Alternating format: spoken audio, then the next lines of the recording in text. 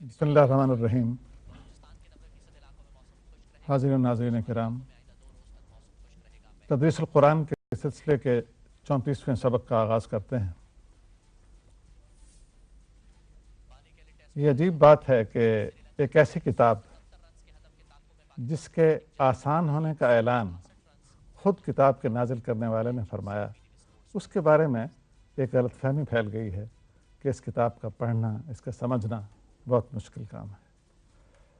اسی غلط فہمی کو رفع کرنے اور حتی الامکان رب کریم کی توفیق سے اس مشکل کو آسان کرنے کے لیے ہم نے یہ سلسلہ شروع کیا ہے، جیسا کہ آپ جانتے ہیں. تو آپ سے درخواست میری یہ ہے، جسے میں وقتاً فوقتاً دہراتا رہتا ہوں، کہ سب سے پہلے یہ اس بات کو یاد رکھیے کہ تمام اعمال کا انحصار ارادوں پر ہوتا ہے، نیتوں پر ہوتا ہے. اور کتنا عجیب اور کتنا حسین اتفاق ہے کہ نبی کریم صلی اللہ علیہ وسلم کے فرمودات عالیہ کے سب سے زیادہ مشہور، معروف اور مستند مجموعے، یعنی امام بخاری کی الجامع الصحیح کا آغاز ہی اس حدیث سے ہوتا ہے کہ الاعمال بالنیات. اعمال کا مدار، اعمال کا انحصار، ان کے نتیجے کا انحصار نیتوں پر ہے، ارادوں پر ہے. تو ارادے ہم اللہ کے فضل و کرم سے درست رکھیں، ہمتیں اللہ کے فضل و کرم سے مضبوط رکھیں، اور یہ کہ ارادے نیت کی محکمی کے ساتھ، کی مضبوطی کے ساتھ یہ سفر جاری رکھیں تو انشاءاللہ ہمیں اپنی منزل ضرور ملے گی، اور ہم قرآن کریم کو سمجھنے پر انشاءاللہ ضرور قادر ہوں گے. پچھلے پروگراموں میں ہم یہاں تک پہنچے تھے کہ بنیادی طور پر عربی الفاظ ایک مادے سے بنتے ہیں جو 3 حرف سے مل کر بنتا ہے. ان 3 حرفوں سے زائد حرف بھی بعض الفاظ کے ساتھ لگایا جاتا ہے، اور اس کی مثال ہم نے شروع کی تھی اس طرح پر کہ فعل، اس نے کیا. یہ سادہ فعل ماضی ہے جس میں فے، عین اور لام 3 حرف ہیں. پھر اس کی اگلی مثال آئی تھی ہمارے سامنے فعل، کہ اگر درمیانی حرف کو آپ 2 بار پڑھیں، فعل سے یہ سادہ ہے، یعنی مجرد ہے، اس کے ساتھ زائد حرف کوئی نہیں ہے. اب ہم نے ایک حرف زیادہ کر دیا، یعنی فے، عین کے ساتھ اس درمیان والی عین کو 2 دفعہ پڑھا ہم نے، فعل. اور اب ہم اس کو لکھیں گے اس طرح پر، تشدید کے ساتھ، شد کے ساتھ، فعل. یہ اس کے بعد پچھلے پروگرام میں جو سبق تھا وہ یہ تھا کہ اس کے ساتھ اب ہم نے ایک اور حرف کا اضافہ کر دیا، تفعل. یہ ماضی پہلی سادہ شکل میں ماضی فعل تھی، ایک دوسری شکل فعل ہوئی، اور یہ تیسری شکل ہم نے پڑھی تھی تفعل. اب تفعل سے مصدر ہم نے دیکھا تھا ہمیشہ تفعل بنتا ہے، یعنی جب مصدر بناتے ہیں تو ماضی ہے، جب اس سے مصدر بناتے ہیں تو عین پر پیش ہو جاتی ہے تفعل. اور اس کی مثالیں ہم نے بہت سی اردو کے استعمال سے دیکھی تھیں، جیسے تکبر ہے، تجمل ہے، تدبر ہے، تفکر ہے، وغیرہ بہت سے ایسے مصادر ہیں جو ہم استعمال کرتے ہیں. اب آئیے یہ دیکھیں کہ ماضی جب ہم نے بنا لی یا ماضی کی پہچان کر لی اس باب سے جس کا نام تفعل ہے، جس کی وزن پر تفکر، تدبر وغیرہ ہے، تو اب اس کے باقی صیغے کیسے بنیں گے؟ ماضی کا پہلا صیغہ تو دیکھ لیا ہم نے، تفعل، یہ لکھا ہوا آپ کے سامنے موجود ہے. اب دیکھیے اس کے لیے اس چارٹ کی طرف آتے ہیں ہم ماضی کے دوسرے صیغوں کو دیکھنے کے لیے. مگر باب تفاعل کے ماضی کے صیغے دیکھنے سے پہلے میں چاہتا ہوں کہ آپ اپنے حافظے میں سادہ فعل، سادہ فعل ماضی فعل جو ہے، اس سے ہم نے ماضی کے صیغے کیسے بنائے تھے، ذرا اپنی یادداشت میں آپ اسے تازہ کر لیں. یہ دیکھیے، فعل کے معنی ہے اس نے کیا، تثنیہ کے لیے ہم نے الف لگایا، اور یہ جو ہم اضافے کرتے ہیں مختلف صیغے بنانے کے لیے وہ اس چارٹ میں سرخ روشنائی سے دکھائے گئے ہیں. جو مادے کے 3 حرف ہیں یعنی فے، عین اور لام، وہ سبز روشنائی میں یہاں موجود ہیں اس چارٹ پر. اور اس کے بعد اس کی جو اینڈنگز ہیں ان کے آخر میں واحد سے تثنیہ یا جمع بنانے کے لیے، مذکر سے مؤنث بنانے کے لیے، اور اسی طرح غائب اور حاضر دوسرے صیغے بنانے کے لیے جو تبدیلیاں ہوئی ہیں فے این لام کے ساتھ، وہ لال روشنائی میں ظاہر کی گئی ہیں۔ تو یہ فعلا سے غائبی کا صیغہ تھرڈ پرسن کا، یہ دو صیغے سیکنڈ پرسن کے، دو سطریں، اور پھر یہ آخری سطر فرسٹ پرسن کی متکلم کے لیے۔ اب دیکھیے فعلا سے الف لگایا فعلا بنا، پھر فعلو بنا۔ یہ بات اس لیے آپ کے ذہن میں تازہ کریں گے، اسے پڑھے ہوئے ہمیں بہت دن ہو چکے، کئی سبق پہلے یہ سبق تفصیل سے آ چکا۔ پھر فعلت، فعلتا، فعلنا، فعلتا، فعلتما، فعلتم، علی ھذا القیاس فعلنا تک۔ اب یہ دیکھیے، اس کو آپ اچھی طرح سے ان کی پہچان رکھیے کہ یہ روشنائی، سرخ روشنائی میں، لال روشنائی میں صیغوں کے ساتھ جو حصہ ہے لال روشنائی میں لکھا ہوا ان افعال میں، ان الفاظ میں، وہ اینڈنگز ہیں، وہ اضافات ہیں جو صیغے بدلنے کے لیے، صیغے بنانے کے لیے کیے گئے۔ بالکل یہی طریقہ اور بالکل یہی اینڈنگز ہم باب تفاعل سے بناتے ہوئے بھی استعمال کریں گے فعل ماضی کو۔ اب یہ دیکھیے، ابھی آپ کے سامنے اس کو میں اتار کے فعل ماضی معروف باب تفاعل سے کیسے بنتی ہے وہ چارٹ آپ کے سامنے لاتا ہوں۔ آپ دیکھیے گا کہ بالکل وہی تبدیلیاں ہوں گی اس میں بھی۔ یہ میں الگ نہیں کر رہا ہوں اس لیے کہ آپ کو اس سے اندازہ ہو سکے گا۔ ان دونوں چارٹوں پر اگر آپ نظر ڈالیں گے بیک وقت تو آپ کو یہ اندازہ ہو سکے گا کہ جو اضافے ہم نے یہاں کیے تھے، مثلا فعلا تھا اس نے کیا، اب یہاں پر اس کے متوازی تفعلا کا صیغہ ہے، فعلا سے تثنیہ کا صیغہ، یہ الف اضافہ ہوا تھا، یہاں بھی یہ دیکھیے، یہ الف روشنائی، سرخ روشنائی والا یہ اضافہ ہوا، یہاں جمع میں یہ واو الف کا اضافہ ہوا تھا، یہاں بھی وہی واو الف کا۔ اس کو آپ اچھی طرح سے غور سے ان دونوں چارٹس کو دیکھیے، کہیں بھی سرے منہ کوئی فرق نہیں ہے۔ جو تبدیلی، جو اضافہ ہم نے اس فعل ماضی کی سادہ شکل فعلا میں مختلف صیغے بنانے کے لیے کیا تھا، بین ہی وہی تبدیلیاں یہاں ہوئی ہیں۔ فعلا سے فعلا، تفعلا سے تفعلا، فعلا سے فعلو، تفعلا سے تفعلو۔ یہ غائب کے مذکر کے صیغے ہو گئے۔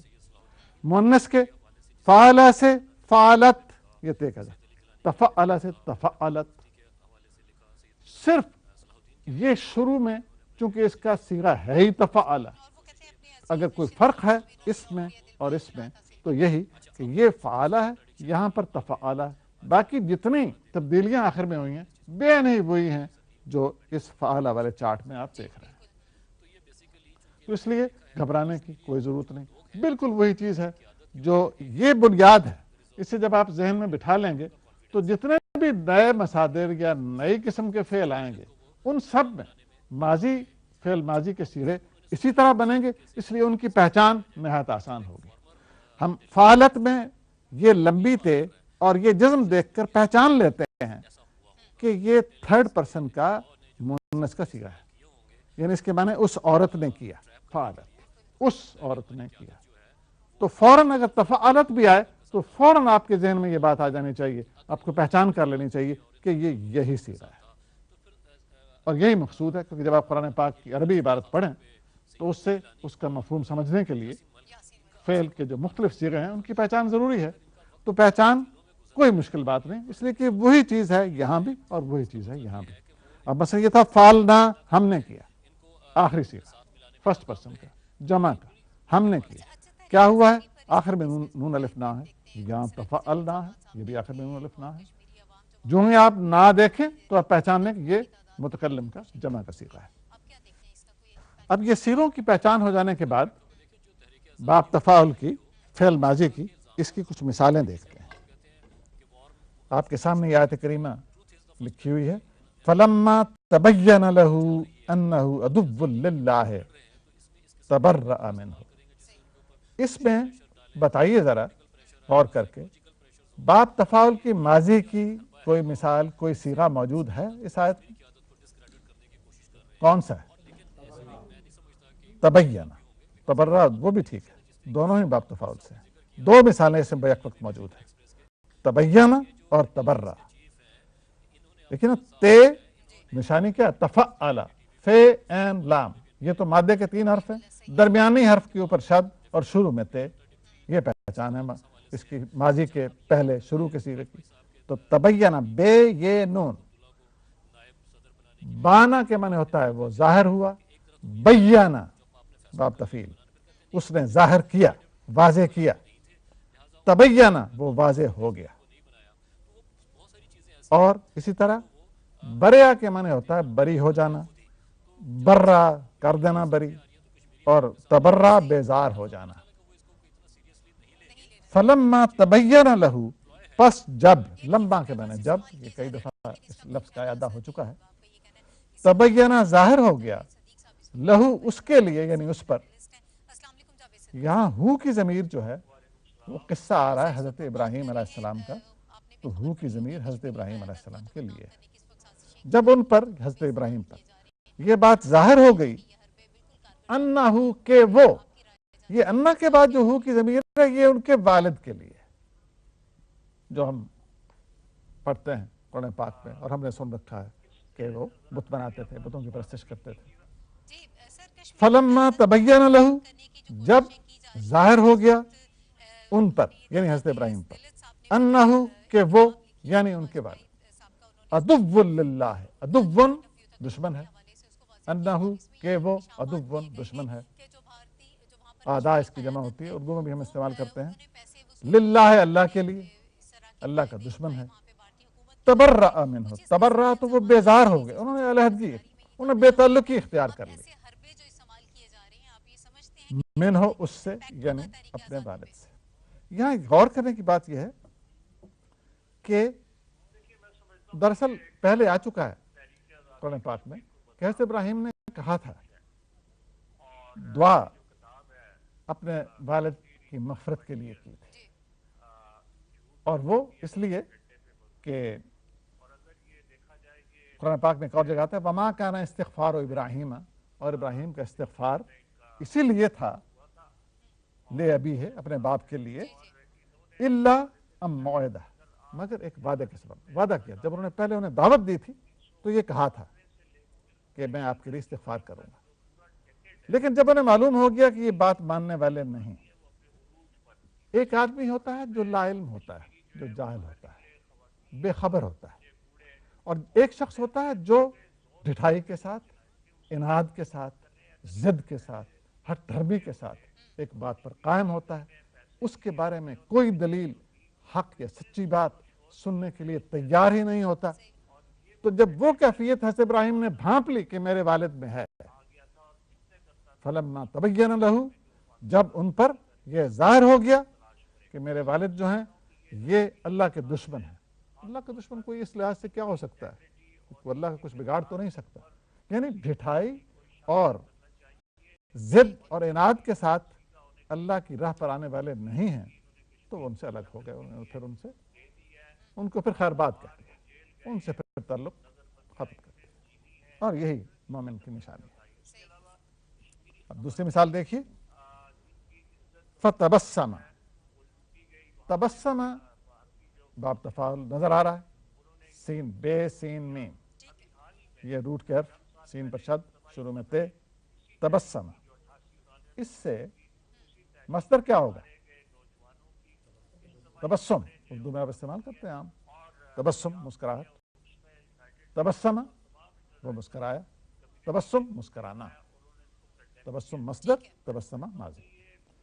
فتبسم، پس یعنی پھر وہ مسکرایا. اس میں کون مسکرایا؟ قرآن پاک کی آیت کا ایک ٹکڑا ہے، مراد سے حضرت سلیمان علیہ السلام،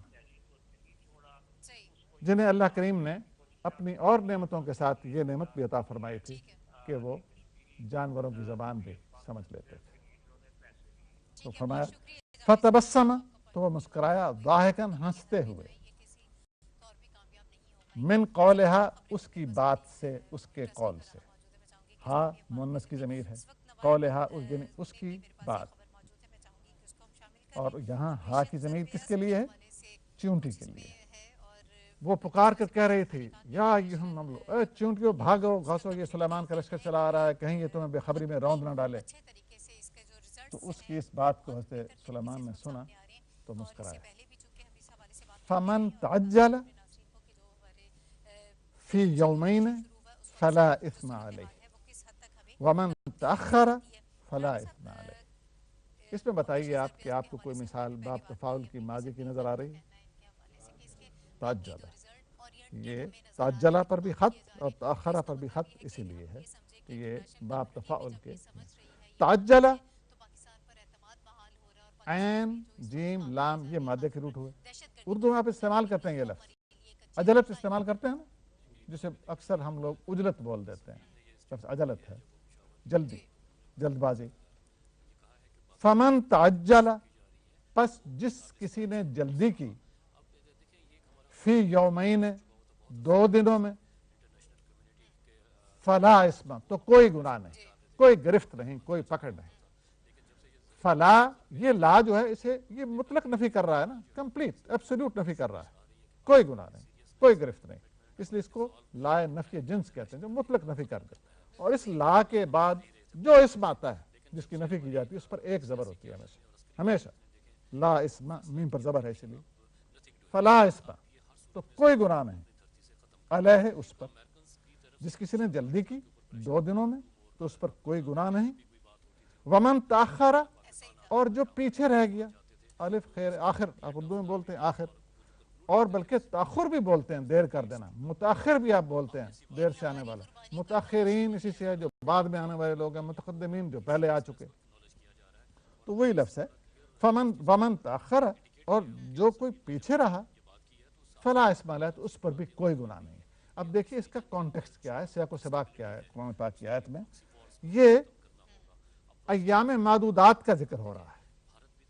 حج 9 تاریخ کو ہوتا ہے، 9 ذوالحجہ کو ہی ہوتا ہے نا جی حج، اور اس کے بعد 10ویں کو قربانی ہوتی ہے. 10ویں کے بعد 11 12 اور 13 ذوالحجہ یہ دن ہیں جنہیں قرآن پاک میں ایام معدودات کہا گیا ہے. اسی آیت میں اس کا ذکر ہو رہا ہے کہ جس کسی نے جلدی کی اور 11ویں 12ویں کے بعد چلا آیا. کیونکہ مناسک حج میں یہ ہے کہ قربانی کے بعد 3 دن آپ منا میں قیام کریں. ٹھیک ہے، منا میں قربانی ہوتی ہے تو قربانی کے بعد آپ منا میں 3 روز قیام کریں. لیکن یہاں فرمایا کہ جو کوئی 2 دن کے بعد چلا آیا تو اس پر بھی کوئی گرفت نہیں، اور جس نے 3 دن پورے کر لیے پیچھے رہا اس پر بھی کوئی گرفت نہیں. آگے آیا لمن اتقا اس کے لیے جس کے دل میں اللہ کا خوف ہے، اللہ کا ڈر ہے، جو ٹھہر رہا ہے وہ بھی اللہ کی تقویٰ کی بنا پر اللہ سے ڈرتے ہوئے، اور جو چلا آیا ہے 2 دن کے بعد وہ بھی اللہ کی رحمت پر تکیہ کرتے ہوئے اور اس اجازت کی بنا پر، تو ان پر کوئی گرفت نہیں. اگلی مثال دیکھیے وَإِذْ تَأَذَّنَ رَبُّكُمْ لَئِن شَكَرْتُمْ لَأَزِيدَنَّكُمْ وَلَئِن كَفَرْتُمْ إِنَّ عَذَابِي لَشَدِيدٌ. شکر کا اور کفران کا فلسفہ بڑی خوبصورتی سے اس آیت کریمہ میں بیان ہوا ہے. وَإِذْ تَأَذَّنَ اور جب اعلان کیا، اذان آپ اردو میں بولتے ہیں ہم اعلان کرنا، تأذن اور جب اعلان کیا یہ باب تفاعل ہوا. الف زال نون، بلکہ اگر میں عربی کی اصطلاح استعمال کروں تو مجھے الف نہیں کہنا چاہیے، حمزہ کہنا چاہیے، کیونکہ الف عربی میں دراصل وہ ہوتا ہے جو خالی آتا ہے نا. جیسے آپ بالکل میں بے کے بعد بالکل لکھتے ہیں تو بے کے بعد الف ہے، وہ الف ہے. تو یہ جس پر زیر زبر پیش ہوتی ہے اس کو ہم حمزہ ہی کہتے ہیں. ہاں اس پر حمزہ نہ ڈالا ہوا ہو اس عین کی مختصر شکل میں، بلکہ جو آپ قرآن پاک عرب ملکوں میں چھپے ہوئے ہیں وہاں آپ تأذن میں تے کے بعد یہ جو الف ہے اس کے اوپر حمزہ پڑا ہوا دیکھیں گے، حمزہ ڈالا ہوا ہوتا ہے. تو یہ دیکھیں وَإِذْ تَأَذَّنَ رَبُّكُمْ اور جب اعلان کیا تمہارے پروردگار نے. ربکم میں ربوں پر پیش ہے اسی لیے کہ تو تأذنہ کی کا فاعل ہے. کس نے اعلان کیا؟ ربکم تمہارے رب. لئن یقیناً، لام زبر لا، یقیناً تحقیق البتہ، ان اگر، شکر تم یہ کون سا صیغہ ہوا؟ ماضی ہے نا جی، شکر اس نے شکر کیا. شکر تم کے معنی کیا ہوں گے؟ تم نے شکر کیا. یہ تو سیدھی سی بات ہے, تم ہی ہے وہ اردو والے, یوں ہی سمجھ لیجیے. شکر تم, شکر اس نے شکر کیا, شکر تم نے شکر کیا. اگر تم نے شکر کیا, اگر تم نے احسان نعمت کا احساس کیا, اگر تمہارا دل اس نعمت کے احساس سے جھکا, یہی شکر ہے. لفظوں سے ادا ہو یا نہ ہو, اگر دل میں نعمت کا احسان کا احساس پیدا ہوا تو شکر ادا ہو گیا. ان شکر تم, بلکہ وہی شکر کی اعلیٰ شکل ہے, صحیح یقینی جز. لَأَزِيدَنَّكُمْ, تو یقیناً میں برکت دوں گا, زیادہ دوں گا. تم یہ زیادہ یزیدو, ازیدو میں زیادہ دوں گا. اور یہ جو نون ہے شد کے ساتھ, یہ تاکید کا ہے. لَأَزِيدَنَّ, یقیناً میں زیادہ دوں گا کم تمہیں. وَلَئِن كَفَرْتُمْ, اور اگر تم نے کفر کیا, ناشکری کی, ان عذابی لشدید, تو پھر یہ یاد رکھو کہ میری سزا بڑی شدید ہے. ان عذابی, بے شک میرا عذاب, لشدید, یقیناً بہت شدید ہے. اگلی مثال دیکھیے. وما تفرق الذين اوتوا الكتاب الا من بعد ما جاءتهم البینہ. سورہ بینہ کی ایک آیت ہے آخری پارے سے. وما تفرق, فرقا, یہ روٹ کے جڑ کے اصلی حرف, تے کا اضافہ, رے پر شد. تفرقہ, فرقہ اس نے متفرق کر دیا, اس نے منتشر کر دیا. تفرقہ وہ منتشر ہو گیا. وما تفرقہ, اور نہیں منتشر ہوئے, نہیں متفرق ہوئے, نہیں فرق ہوئے, نہیں الگ الگ ہوئے. کون لوگ؟